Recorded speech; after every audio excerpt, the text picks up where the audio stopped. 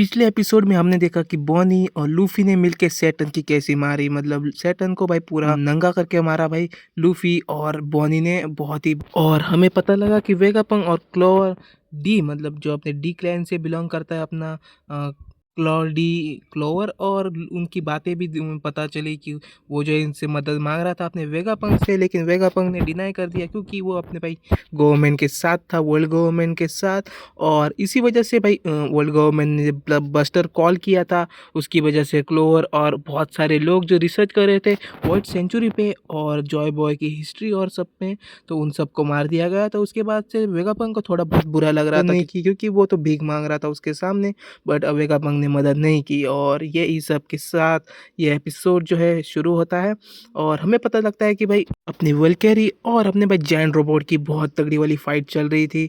अपने वल्केरी और अपना जो जायंट रोबोट है, वो लोग भाई बहुत ही ज़्यादा अच्छी तरीके से फाइट कर रहे थे। एक न्यू एरा की भी स्टार्टिंग होती है और सैटर्न को तुम लोग देख सकते हो मार खाते हुए। तो इसके साथ सारे जो जायंट्स हैं वो खुश हो रहे होते हैं और अपने भाई बॉनी बॉनी के भी भाई खुशी के आंसू निकल रहे हैं, तुम लोग को पता है, क्योंकि उसके भाई एक रिवेंज सा पूरा हो चुका है। मतलब उसके वजह से, अपने सैटर्न की वजह से बहुत दुख उनको सहना पड़ा। उसके साथ हमें अपने के बारे में दिखाया जाता है और ऊपर भाई स्ट्रॉ हैट की शिप जो है हवा में उड़ रही, क्योंकि उसके पीछे भाई टकला पीछे पड़ा है और टकले से ये लोग डर रहे हैं और नीचे भी गिरने वाले हैं।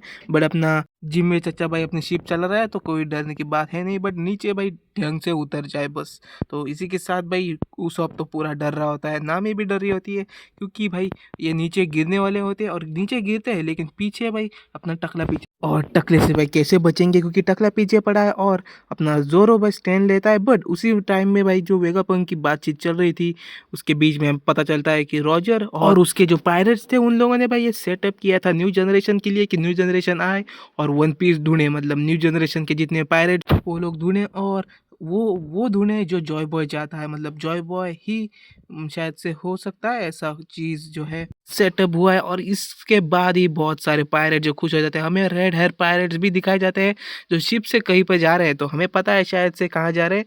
जो वन पीस मांगा रीड नहीं करते उन लोगों को नहीं पता होगा, जो करते हैं भाई उनको पता है कि ये कहाँ जा रहा है। तो इसके बाद भाई शैंग ने बहुत पी ली थी, उसको भाई रोक रहे थे। और यहाँ पे हमें भाई बग्गी पायरेट्स भी दिखाए जाते हैं, बग्गी के पायरेट्स, और उनके जो लोग थे वो बग्गी बग्गी चैंटिंग कर रहे थे। तो इसके बाद हमें नेवी हेडक्वार्टर जहाँ दिखाया जाता है, जहाँ पे अपना भाई अकेनू बैठा था, वो सोच रहा था कि इसको स्टॉप नहीं किया जा सकता, क्या क्या हमें ही वन पीस ढूंढना होगा। तो इसके बाद बहुत सारी चीज़ें हमें पता चलती है। वर्ल्ड का जो फेथ है, जो वर्ल्ड का फेथ है वो किसी एरे गेरे के हाथ में नहीं होगा, एक बंदे के पास होगा जिसके पास वन पीस है। और इसी कोल्ड लाइन के साथ भाई हमें लूफी का भी चेहरा दिखाया जाता है वहाँ पे, जहाँ पे ऑप्टिन, मतलब सोच रहे हो भाई ये लोग हिंट दे रहे हैं कि लूफी ही वन पीस जो है कॉन्कर करेगा या फिर क्लेम करेगा। तो इसके बाद लोग भाई बहुत खुश भी हो रहे होते हैं और कुछ लोग भाई ये भी रख रहे होते हैं कि विश्वास रख रहे होते हैं कि भाई सब पायरेट्स ही हमें भाई कॉन्कर करेंगे या फिर उनके पास ही फेद होगा। उसके बाद हमें भाई कोबी की शक्ल दिखाई जाती है, जो कोबी अपने भाई फ्लैशबैक में देख रहा होता है कि लूफी जो है वन पीस क्लेम करना चाहता है, किंग ऑफ द पायरेट। तो वन पीस क्लेम करने से पहले हमें उनको रोकना होगा। और यहाँ पे बग्गी पायरेट्स वापस से दिखाए जाते हैं और इसके बीच क्रोकोडाइल कहता है कि इधर आके बैठ। तो भाई इसके बाद बातें यहाँ पे बियर्ड पायरेट्स के बीच चलती है, क्योंकि उसकी भाई मेंबर बताती है कि हमारे पास एक बंदा है तो इस बंदे को हम लेके आ रहे हैं। तो वो एक बहुत बड़ी चीज़ है, कुछ तो राज पता है जो अपने भाई ब्लैक हेयर पायरेट्स को चाहिए। तो तो उसके बाद यहाँ पे सीन शिफ्ट होता है, यहाँ पे हमारे भाई आयरन जायंट और वल्केरी के बीच, और यहाँ पे वल्केरी बहुत बड़ा अटैक मारता है और उसके बाद ट्रांसपोंडर स्नेल चला जाता है। इसका मतलब वेगापंक का ब्रॉडकास्ट जो है पूरी दुनिया से चला गया है, अभी शायद से वापस आ जाए, क्योंकि भाई वो जो ट्रांसपोंडर स्नेल था तरीके से भाई फट चुका है। और तो सब लोग जहाँ पे जहाँ जहाँ देख रहे थे उनके बीच भाई एक तरीके से कट ऑफ हो चुका है। तो सब लोग कंफ्यूज हो चुके हैं कि ये क्या हो रहा है, बीच में कट जा रहा है वापस से आ भी रहा है।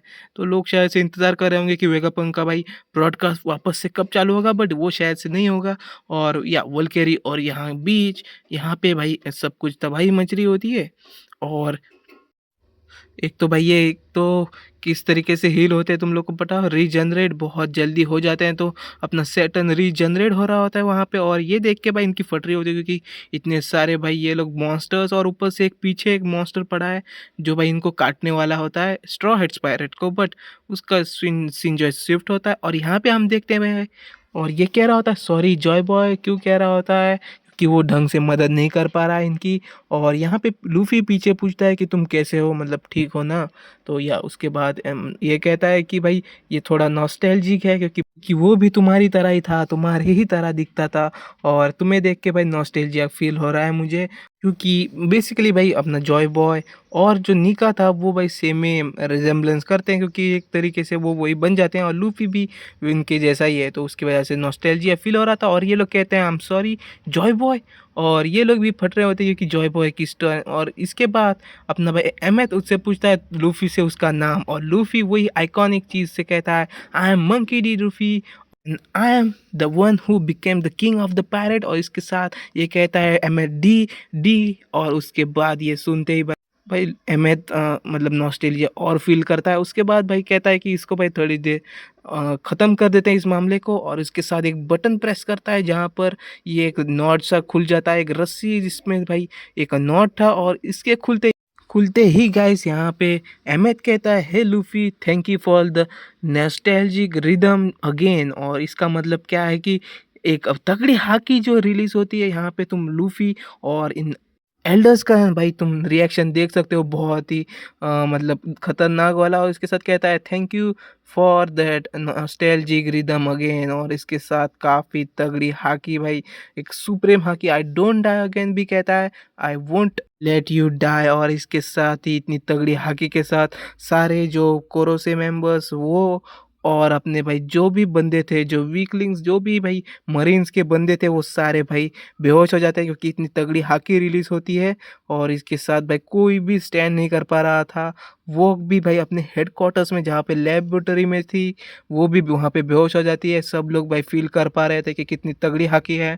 इसके साथ भाई एल्डर्स की भी फट जाती है, मतलब एल्डर्स वापस से जहाँ पर थे वहाँ पे चले जाते हैं। मतलब सोच रहे हो गाइस, मतलब ये यहाँ पे थे, उनका फॉर्म भी चेंज हो गया और अपने भाई मैरिजुआ या फिर जो उनका भाई जगह है जहाँ पर भाई ये लोग बिलोंग करते हैं, वहाँ पे भाई चले जाते हैं। यहाँ पे अपना भाई मार्स पहले से ही यहाँ पे अवेलेबल था, और सैटर्न शायद से यहाँ पे नहीं आया है, तो सैटर्न कहाँ पे है वो पता नहीं। बट इसके साथ भाई ईमू को भी वो भाई फील होने लगता है कि भाई जॉय बॉय की हाकी है ये, और इतना तगड़ी हाकी भाई तुम लोगों ने कभी भी शायद से वन पीस में देखी नहीं होगी। शायद से शैंक्स की थोड़ी बहुत सिमिलर सी है, बट ये शैंक्स से भी काफ़ी तगड़ी है। इसके बाद लूफी भी जो है पूरी तरीके से भाई शांत हो जाता है, और यहाँ पे बस स्ट्रॉ हैट नीचे गिर रहे होते हैं और नीचे पानी में पहुँच जाते हैं बहुत तगड़ी तरीके से। और ये सब लोग सोच रहे थे कि अब एल्डर्स कहाँ गए, तो एक एल्डर्स सारे जो है वहाँ पे चले चुके हैं, इनको नहीं पता। और यहाँ पे सैटर्न दिखाई देता है, भाई सैटर्न आ रहा होता है अहमेद के पास, और यहाँ पे अहमेद का फ्लैशबैक दिखाई देता है अपने जॉय बॉय के साथ, कि जॉय बॉय कहता है कि मैं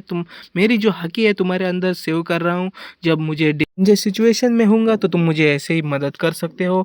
और अहमेद कहता है कि तुम मरने के बाद भी मेरे साथ रहोगे। और इसी के साथ एक खुशी का पल दिखाई देता है इन दोनों दोस्तों के बीच, और या इसी के साथ ये एपिसोड ख़त्म होता है।